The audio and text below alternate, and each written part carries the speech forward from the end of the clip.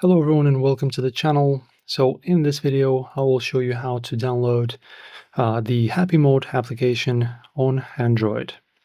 So guys, this app is not available on your usual Play Store, so we will have to sideload it through the APK installation file that we can download from the internet.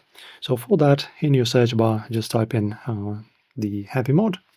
Alright, like this. And guys, in here, you can, as you can see, choose multiple links to download your HappyMod. So I will just choose, for example, the HappyMod Pro in here. So as you can see, this little smile, the face, is the, pretty much the logo of this app.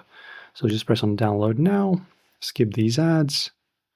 And in here, as you can see, we have HappyMod Pro, 10 megabytes in size, and updated at August 22nd. Press on download. And as you can see, it's now downloaded super quickly, as you can see. And in here, you can just open it up, as so. As you can see, do you want to install this app, HappyMod? Press on install, guys, and then it will install to your phone, and you can easily open it up. Enjoy, guys. If this helped you out, don't forget to like and subscribe. See you soon.